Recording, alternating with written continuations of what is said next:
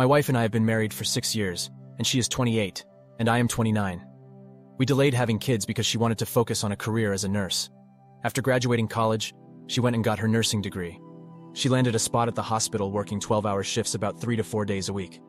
Meanwhile, I was slowly taking over my dad's lawn business. My wife was a hustler. When she wasn't working at the hospital, she had a little side hustle of running errands for people. She advertised on Facebook Marketplace and Craigslist, and she did pretty well at it. Between her nursing job and her side hustle, she was making about $80,000 per year after about the second year. But soon after, she had a burning desire to get out of nursing to run her errand business full-time. It was really taking off.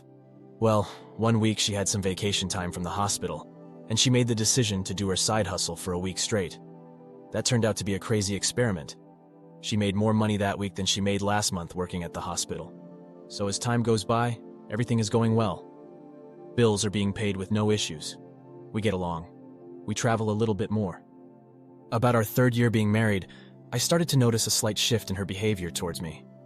She started to talk down to me a little. I didn't understand it, but I came to realize that maybe she was just stressed from her job at the hospital and her business. I didn't put too much thought into it, but one day, she had an outburst.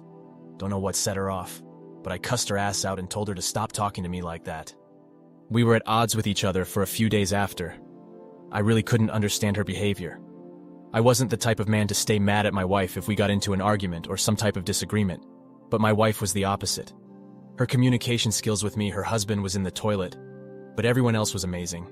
And this was the start of our dead bedroom. For the first 3 years, our sex life was on point. I initiated, she was ready, and vice versa.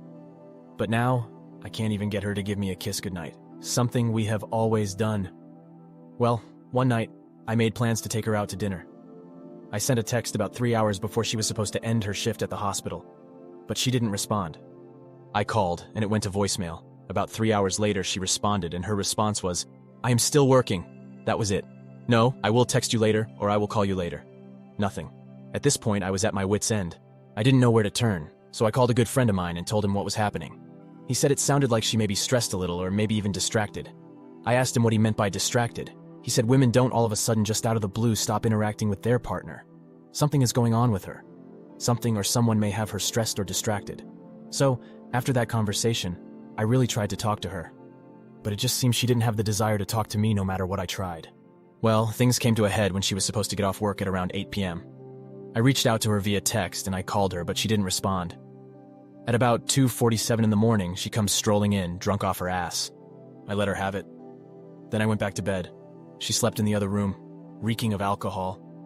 The next morning, she comes strolling into our bedroom, apologizing, starts messing with me, and I give in, and we were intimate. I thought to myself, it was about time, but I still had this weird feeling in my gut that something was going on with her. Strangely enough, this behavior of hers continued for about a month. Then it shifted again, and I was done. After that, I started paying closer attention to her, and the most surprising thing is that her phone usage didn't increase more than it already had.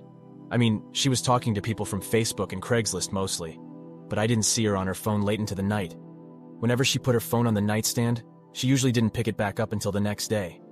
Fast forward a few days, and she pulled the coming in late crap again.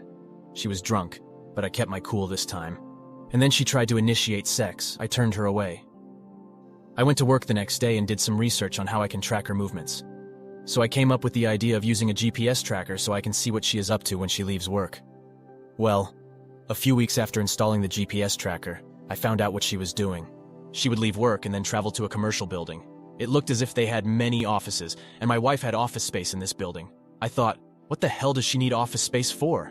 Why is she keeping this from me? Anyway, she was cheating on me. That's why she was keeping it from me. Let me tell you how.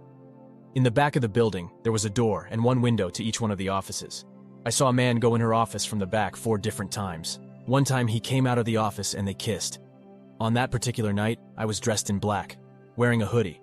I got close enough to see there was a camera and a computer and I had a hard time seeing. Lo and behold, I squinted hard enough and could see she was doing OnlyFans.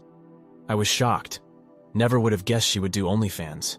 She was putting her clothes back on, and when she moved away to the side, I took photos of her computer screen, but I wasn't going to say anything to her. Over the next few nights, I stick out the office again. This time, I made sure to get pictures and video of this guy walking into the back of her office and kissing her upon leaving. Well, I went to work one day after sticking out her secret office. I showed my dad what I uncovered and told him I was filing for divorce, and I asked him not to say anything to anyone. My dad gave me 100% support and told me to do what was best for me, and I told him right then and there that divorce was the only option for me. Filing for divorce was probably the most emotionally charged thing I have ever done in my life, but it had to be done. Over a few weeks, I'd opened up a few bank accounts and started moving out of the house we were renting without telling my wife anything. At this point, I stopped following her. I didn't need to. I had what I needed. I went to see an attorney and told him to file for divorce on the grounds of infidelity. I gave him the pictures I had of my wife kissing this guy at the back of her office. It's been a month since I uncovered her infidelity and her doing OnlyFans. I still haven't said anything. I kept on acting like a husband who still loved his wife, but I never slipped up and had sex with her. If I did, the courts could take that as forgiving her. I wasn't going to do that. I contacted the attorney and asked him if there was any way I and the process server could plan where I could meet him at the same time he was serving my wife the divorce papers. He indicated that it was possible. So, I began keeping tabs on my phone daily to make sure I could meet the process server at the same time he is serving my wife. Well, about 3 weeks later, that day came. The process server sent me a text to let me know he was headed to the address I gave the attorney. It was after 9 p.m., and that's what time she usually got to her so-called secret office. The commercial area was well lit. When he knocked on the door, my soon-to-be ex-wife came out. She took the envelope. When she did, she looked up, and then I waved at her and blew her a kiss. The process server walked away, and my wife was just standing there in shock. I got in my car and left. She was still standing there. That night I went back to the house and got the rest of my things. Man, she blew my phone up. I never returned any of her calls or text messages. It hurts so bad, but I have to try not to think about it. My dad and my friends are on my support, and yes, I told them everything, and they were in shock as well. On the day of the divorce hearing, my wife just sat there in tears. By this time, I'd grown a little indifferent towards her. I didn't care anymore. I just wanted this to be over. She didn't try for anything. She made enough money to support herself. The judge grants her the divorce on the basis of infidelity, and that was that. On my way out of the courtroom, my ex-wife was crying so uncontrollably that the bailiff asked her if she was okay.